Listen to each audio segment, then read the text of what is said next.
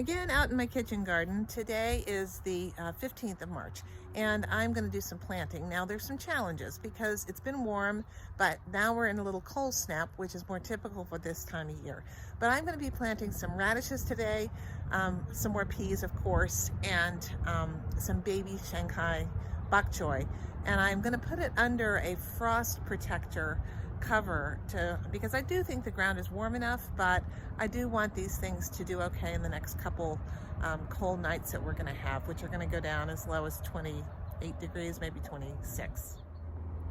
As I mentioned before, these beds back here are probably going to get disturbed later on in the season. I hope to have some work done back here, but I decided that's going to be a while, so I'm going to go ahead and plant them up for spring.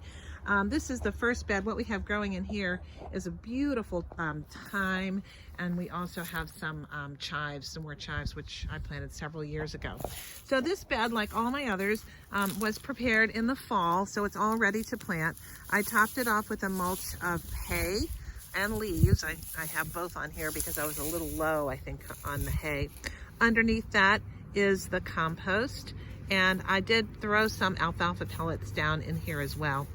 These generally get some shade. The reason I'm moving away from using this kitchen garden a lot is because it's gotten a lot shadier in the years since my father planted it. But it nonetheless does well, and there are certain things that benefit from more shade, and certainly early in the growing season, it's not as shady. So the first thing you want to do is just move the mulch aside.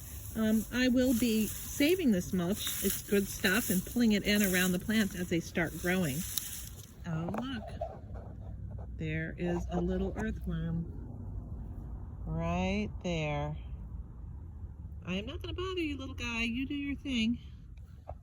I was a kid who was always outside digging in the dirt and playing in the mud and making mud pies, but I was not a gardener. And I became a gardener very late in life. Actually, I used to try to grow things in my townhouse, in my house in Baltimore City, but I had total shade, and total shade in the city is a wonderful thing, but you cannot grow tomatoes in total shade. But here now I am a gardener, and now things like worms become fascinating to me.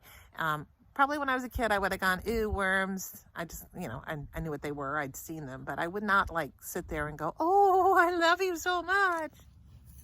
Just want to work the soil a little bit. Doesn't have to be much, just to loosen it, just ever so much. You're not destroying soil life if you do this. And this is still no-till gardening, or no-dig gardening, as they say in the UK, and I say.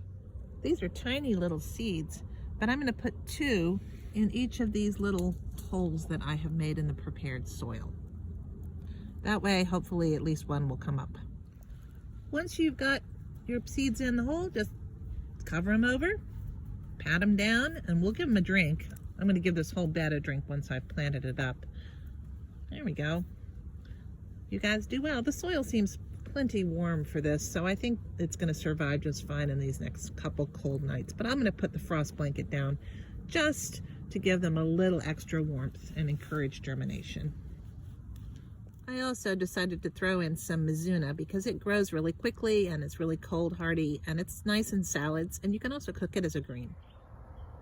Once I got everything planted, I have covered this bed with a frost cover. This will just help the soil stay about 4 degrees warmer, keep the warmth in at night.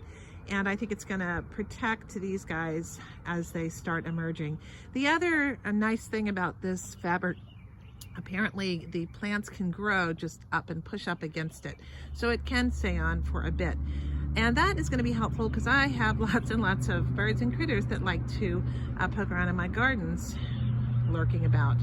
I like the birds to eat the worms, but I don't like them pulling up my seedlings. Oh man, look at that bright, bright blue sky behind me. It's gorgeous.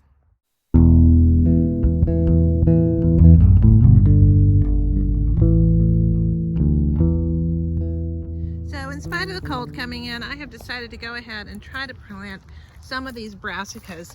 I have these under a frost cover, and they are the red cabbages. And you can see that they have multiple leaves on them, so they are definitely time to be planted there. I just am covering them over. I'm going to keep them under this frost fabric for a while. It'll warm up the earth just a little bit. I am going to plant, I've planted a few cabbages here. I have planted a few red cabbages, and these really needed to get planted. These, I believe, are the sprouting broccolis. Now that they're growing up, I can see how they're growing, and they're trying to send up side shoots, which means those are the sprouts on the sprouting broccoli. So I have gone ahead and planted them under cover, and all you have to do is dig a little hole. I am adding some of my eggshells into the hole for a little extra calcium and such. It cannot hurt. This bed is super rich. I'm noticing tons of worms as I am putting it together.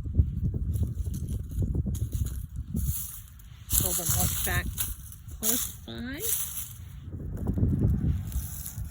And cover. There we go. This is glass, literally glass houses, using the large jars and vases to try to keep them going during these few very cold nights. Once they're established, I would say in a few days, and it's not going to be super cold, like down to 25, I will just let them be, but I will put them under insect netting. Well, it looks a little junky, but hopefully this is going to keep the frost, the cold, from killing these new plants. Once these are established, I think it's going to be okay. So I've planted some lacinato kale, I planted some collards, I've got a bunch of broccolis in here, and some red cabbage, and we'll see how these do, and then I will plant the others.